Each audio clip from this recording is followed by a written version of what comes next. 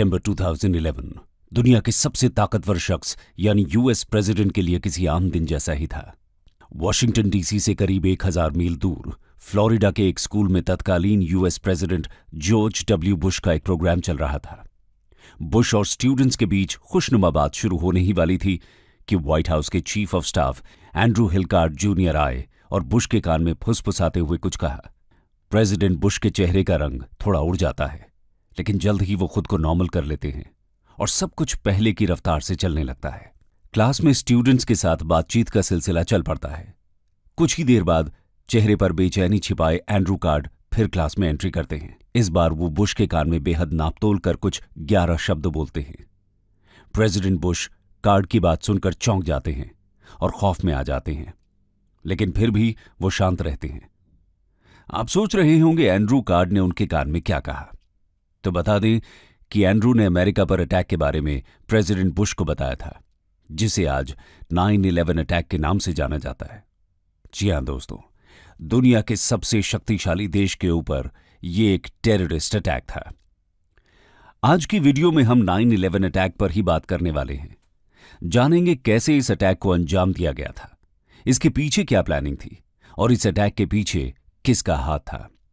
साथ ही अमेरिका समेत पूरी दुनिया पर इसका क्या प्रभाव पड़ा, इस पर भी चर्चा करेंगे। आइए शुरू करते हैं। What happened on 9/11? 11 सितंबर की सुबह का वक्त था। अमेरिकन एयरलाइंस की फ्लाइट 11 बॉस्टन इंटरनेशनल एयरपोर्ट से टेक ऑफ करती है। इस फ्लाइट की डेस्टिनेशन लॉस एंजलिस है। करीब 92 लोग इस प्लेन में सवार हैं, जिनमें से 11 क्रू मेंबर्स हैं और 81 पैसेंजर्स हैं। टेक ऑफ करने के करीब 15 मिनट बाद पता चलता है कि इन 81 पैसेंजर्स में से 5 हाईजैकर्स हैं। थोड़ी देर बाद ही ये सभी हाईजैकर्स प्लेन को हाईजैक कर लेते हैं और जबरदस्ती कॉकपिट में घुसते हैं। इन हाईजैकर्स में से एक पायलट की तरह ट्रेंड है और इसका नाम है मोहम्मद आटा। बाय नेशनैलिटी ये एक इजिप्शियन है और 33 साल का है।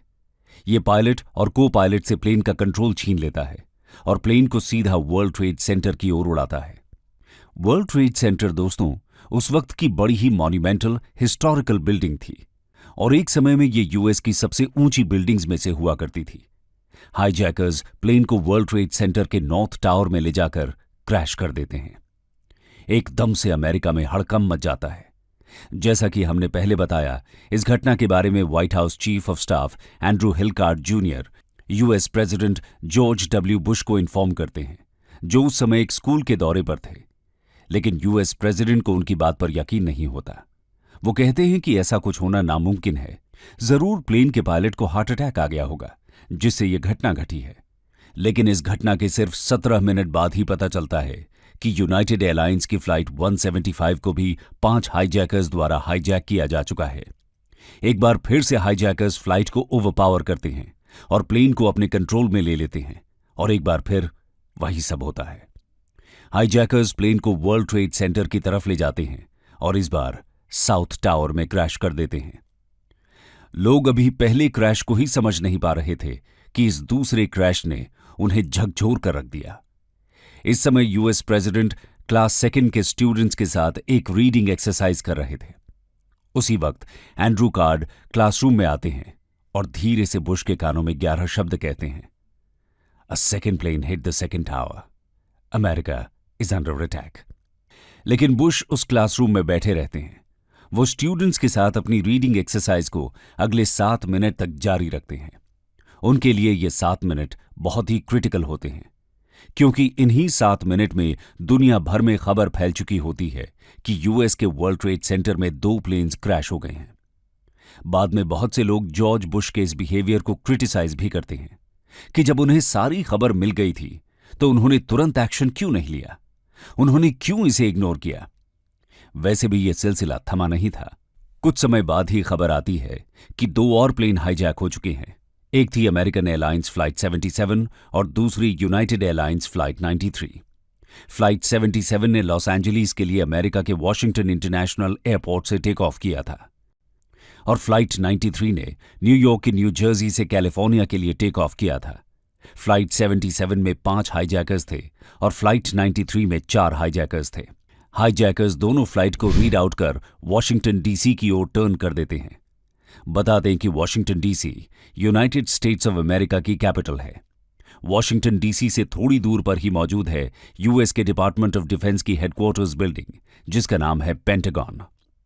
पेंटागन भी अपने आप में एक बहुत ही आइकॉनिक बिल्डिंग है। हाईजैकर्स फ्लाइट 77 को पेंटागन बिल्डिंग की तरफ मोड़ देते हैं और 9:37 AM पर प्लेन को इस बिल्डिंग में क्रैश करा देते हैं। इसकी वजह से बिल्डिंग को काफी नुकसान होता है। इस पॉइंट ऑफ टाइम तक यूएसए के सभी एयरपोर्ट्स को शट डाउन किया जा चुका था। सभी प्लेन्स जो हवा में मौजूद थे उनको ये ऑर्डर्स दिए जाते हैं कि अपने नियरेस्ट एयरपोर्ट पर लैंड करें। 9:59 AM पर WTC का साउथ टावर बुरी तरह से आग लगने की वजह से कोलैप्स कर जाता है। इसी बीच fourth hijack plane United Airlines flight 93 के क्रैश होने का डर सबको सताने लगता है। सब अब ये अंदाजा लगाते हैं कि ये प्लान एक्चुअली में व्हाइट हाउस या यूएस कैपिटल में क्रैश कराया जा सकता है। अब व्हाइट हाउस आप सभी को पता है कि ये यूएस के लिए कितना इंपॉर्टेंट है।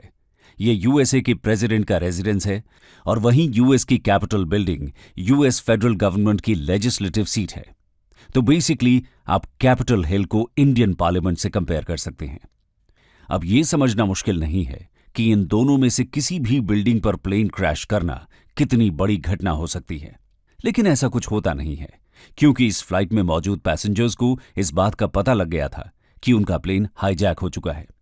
उन्हें जल्द ही रियलाइज हो गया था कि उनका प्लेन भी क्रैश कर दिया जाएगा, जिसके बाद उन्होंने हाईजैकर्स से फाइट करना शुरू कर दिया, जिस वजह से वो फ्लाइट अपने टारगेट पर न पहुंचकर पहले ही पेंसिल्वेनिया के एक खेत में क्रैश हो गई। इधर 10:28 AM पर WTC का नॉर्थ टावर भी गिर जाता है।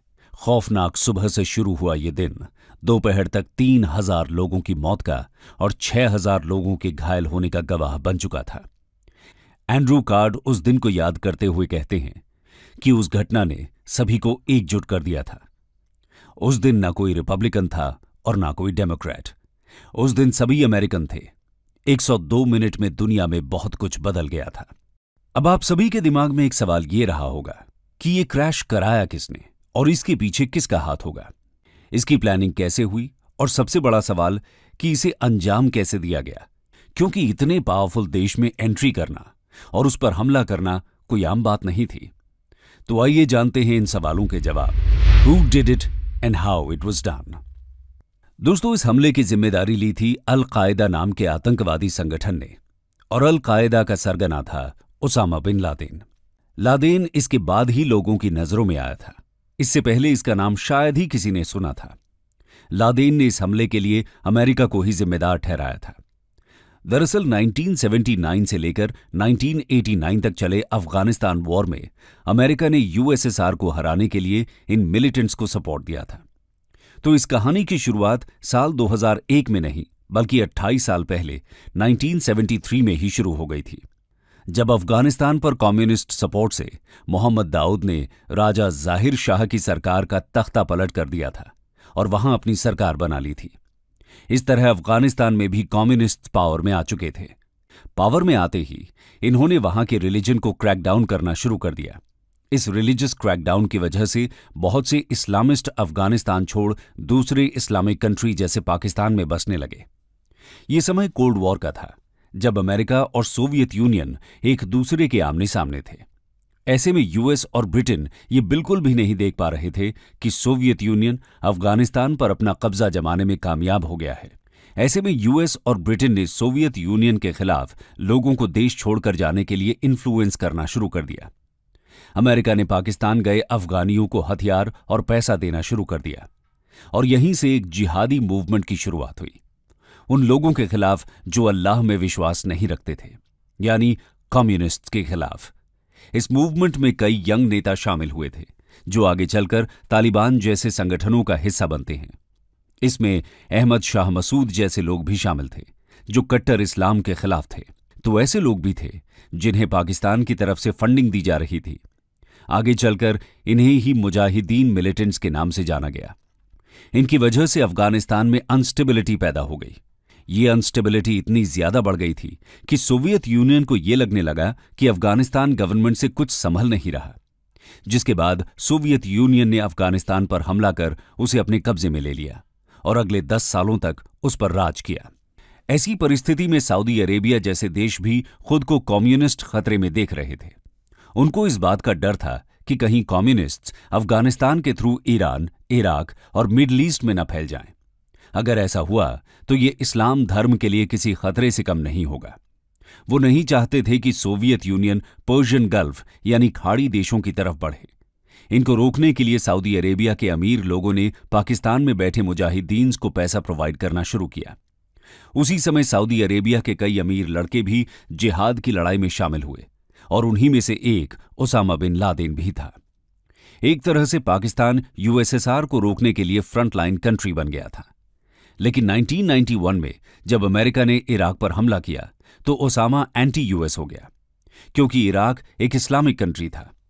कुछ सालों बाद 1996 में अफगानिस्तान पर तालिबान का कब्जा हो गया और उनकी सरकार बन गई। इसके बाद लादेन अफगानिस्तान में प्रॉपर तरीके से रहने लगा। लादेन ने 1996 से लेकर 1998 तक कुछ टेरर इवेंट्स को अंजाम दिया। इनमें से सबसे इंपॉर्टेंट था लेबनान अटैक।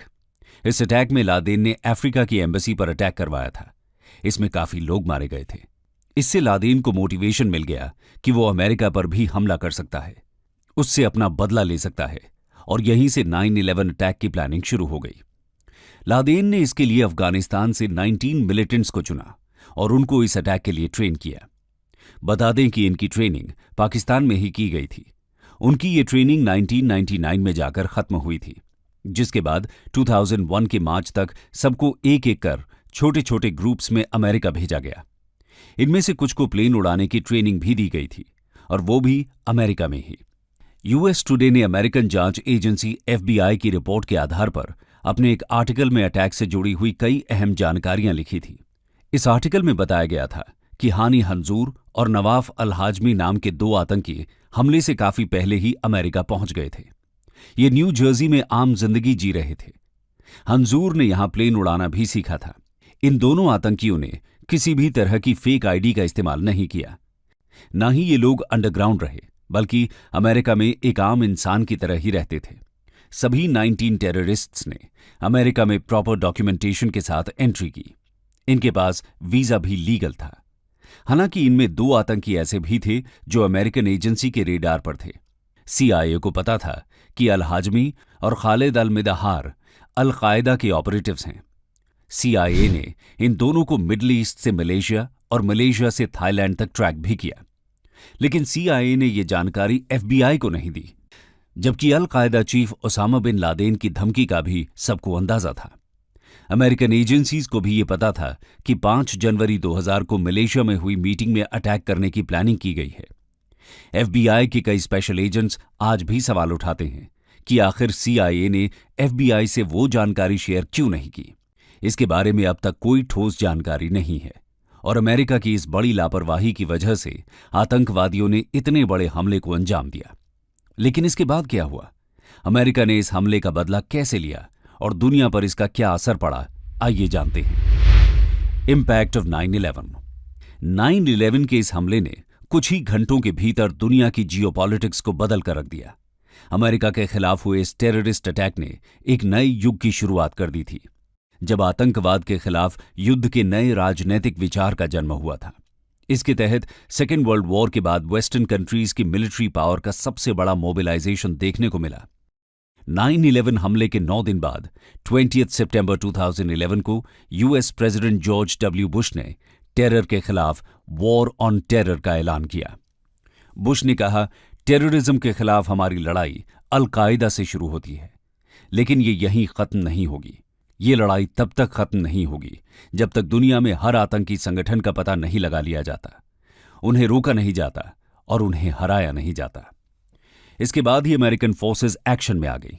आतंकवाद के खिलाफ युद्ध के तहत पहले अफगानिस्तान और फिर इराक में मिलिट्री ऑपरेशंस शुरू किए गए और अल कायदा के नेटवर्क को बर्बाद करना शुरू किया गया। एक रिपोर्ट के अकॉर्डिंग दुनिया के 136 कंट्रीज ने अमेरिका को मिलिट्री असिस्टेंस ऑफर किया। 142 कंट्रीज ने टेररिस्ट्स की